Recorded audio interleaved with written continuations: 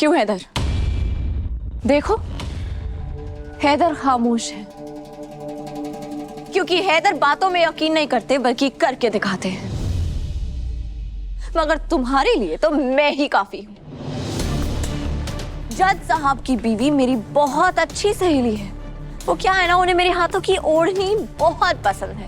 और तुम्हें सजा दिलाने के लिए अगर मुझे थोड़ी सी चालाकी भी करनी पड़ी ना, तो मैं पीछे नहीं हटूंगी।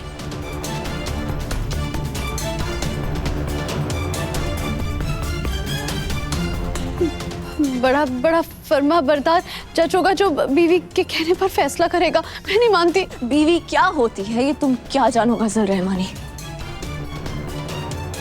लंबा अरसा लग गया तुम्हारी ये हकीकत सबके सामने लाने में।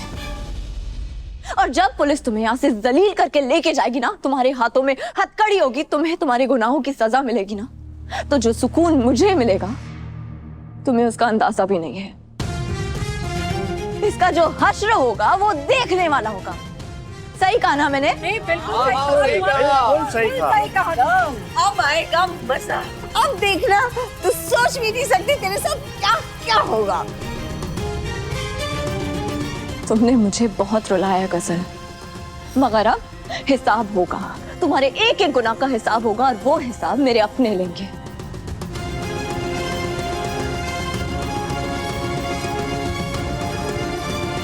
क्या कहा था तुमने?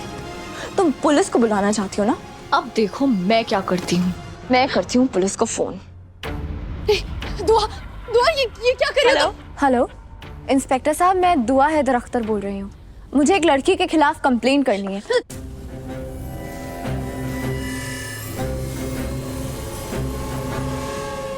तुमने तो फोन ही नहीं किया।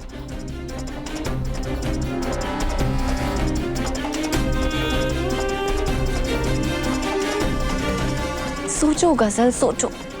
अभी तो मैंने फोन नहीं किया तो तुम इतना डर गई। जब तुम्हें जेल जाना पड़ेगा तो तुम्हारा क्या हाल होगा? बस दुआ,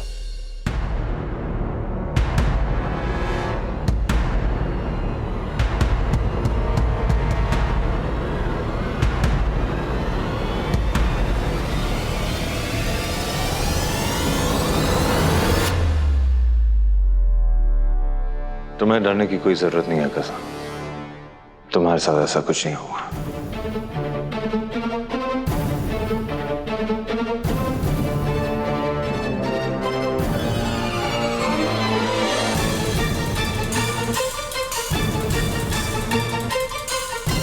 हैदर, ये आप क्या बोल रहे हैं? ये मेरा आखिरी फैसला है।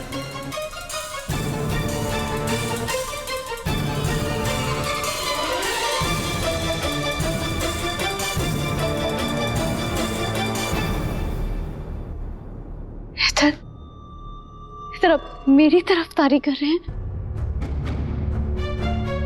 आप मजाक तो नहीं कर रहे हैं ना? नहीं गजल, मैं कोई मजाक नहीं कर रहा हूं। मैं इन्हें तुम्हारे साथ कोई बदसलूकी नहीं करने दूंगा।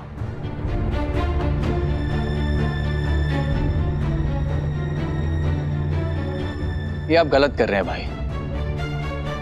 हमें रोशनी के तरफदार बनने की सीख देकर आप खुद अंधेरे का साथ दे रहे हैं। रोहन, जो मैं कर रहा हूं सोच समझ के कर रहा हूं। आप गलत कर रहे हैं भाई। ये लड़की हमारी हमदर्दी के लायक नहीं है। इसने भाभी के साथ कितना गलत किया है। बदतमीज, बेहया, बेवफा शैतान, इसे जो भी कहा जाए वो कम है। इसकी हकीकत सामने आने के बावजूद भाई आप इसके हक में बात कर रहे हैं। आप इससे निकाह करके भाई एक बार गलती कर चुके हैं। अब इसकी तरफदारी करके भाई आप दोबारा गलती मत कीजिए।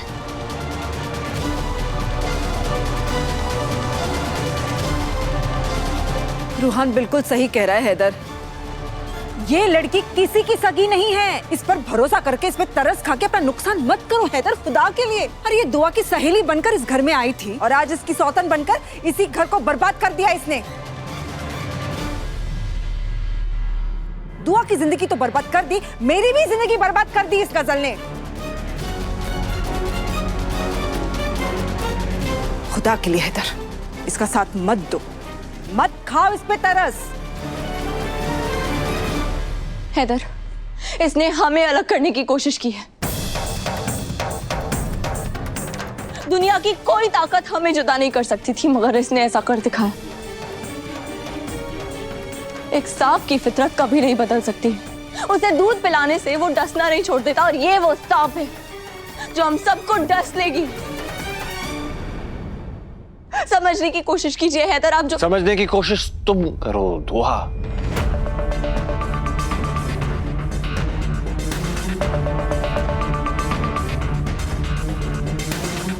गजल को बचाने के पीछे मेरे पास एक ठोस वजह है। मुझे कोई वजह नहीं सुननी है। अरे ये हमारा घर बर्बाद कर रही है। मैं मानती हूँ हैदर, आपका दिल बहुत नरम है, मगर इस वक्त आप नरमदिली से काम मत लीजिए। आपको सख्ती दिखानी होगी हैदर। इसने हमारा घर उजाड़ दिया। खुदा के लिए कोई गलत कदम मत उठाइएगा। इसके किए की सजा इसे मिलनी ही चाहिए। मैं तुम सब लोगों को ऐसा कुछ नहीं करने दूंगा। ये कैसी बातें कर रहे हो बेटा? देखो, ये गजल तुम्हारी सबसे बड़ी दुश्मन है। इसने तेरा घर तोड़ा, तेरी खुशियों को छीना, अरे तेरी अपनी माँ की नजर में तुझे बुरा बनाया। मुझे किसी की राय की कोई जरूरत नहीं है।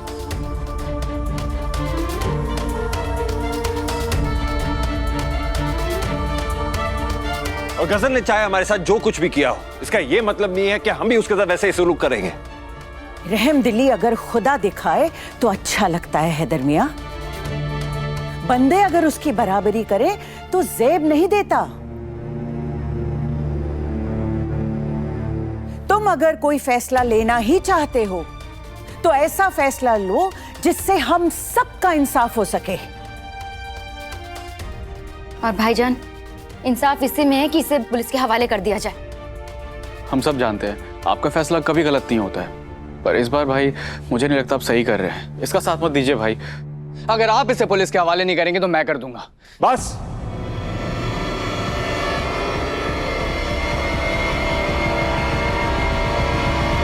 जो मैंने कह दिया सो कह दिया।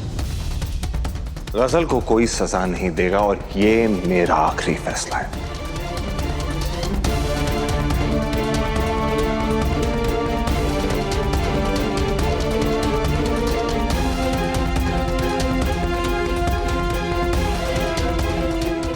इससे क्या हो गया? अभी तलाक दे रहा था, अभी साथ दे रहा है। हैदर, मैं जानती थी कि सिर्फ आप ही मेरी कदर करते हैं। अगर सब मेरे खिलाफ भी हो जाए ना, पूरी दुनिया भी मेरे खिलाफ हो जाए ना, आप मेरा साथ नहीं छोड़ेंगे हैदर। मुझे आज यकीन हो गया हैदर कि आपके दिल में मेरे लिए कहीं ना कहीं मोहब्बत छुपी हुई है।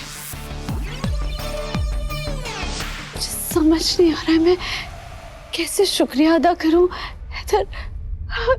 हैदर,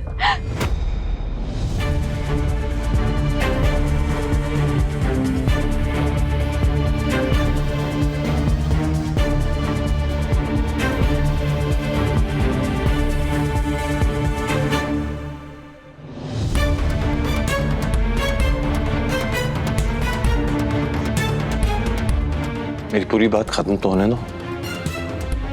हाँ, ये सच है कि मैंने ये कहा है कि इन लोगों को तुम्हारे साथ कोई बदसलूकी नहीं करने दूंगा और कोई कानूनी कार्रवाई नहीं करने दूंगा।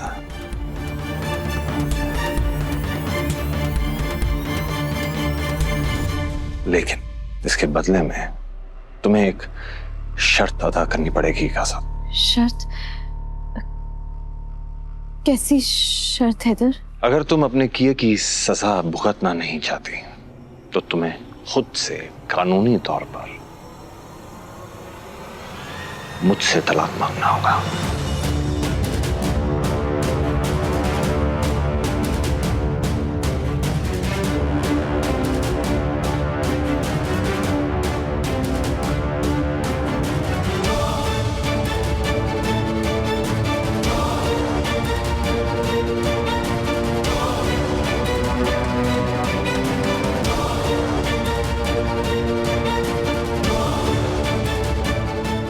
क्या बात है, इसे कहते हैं 100 सुनार की 1 लोहार की।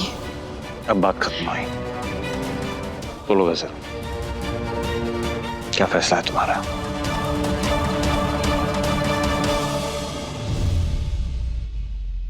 क्या ये शर्त तुम्हें मंजूर है? आप भी तुमने मेरी जिंदगी तबाह करके रख दी और अब भी तुम उम्मीद रखती हो कि मैं तुम्हें माफ कर दूं, रहमदिली दिखाऊं तुम पर।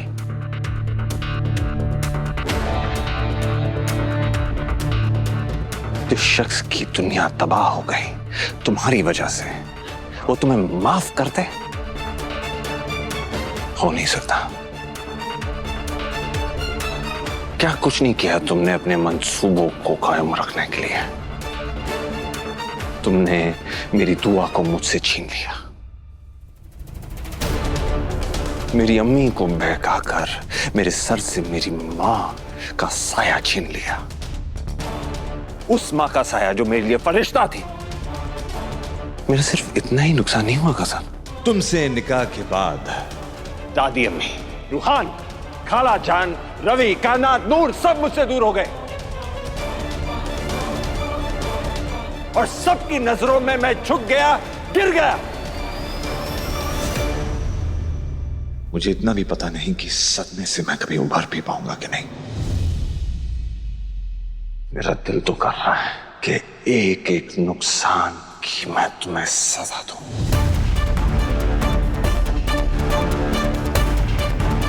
लेकिन अफसोस मेरी तरबियत ऐसी नहीं है। मैं तुम्हें कोर्ट कचहरियों के चक्कर काटने से, जमाने की जिल्लत से बचाना चाहता हूं। मैं तुम्हें जेल जाने से बचाना चाहता हूं और बस इतना ही चाहता हूं कि तुम चुपचाप तलाकनामे पे दस्तखत करो और अपना सारा सामान बांध कर उस रास्ते से दफा हो जाओ।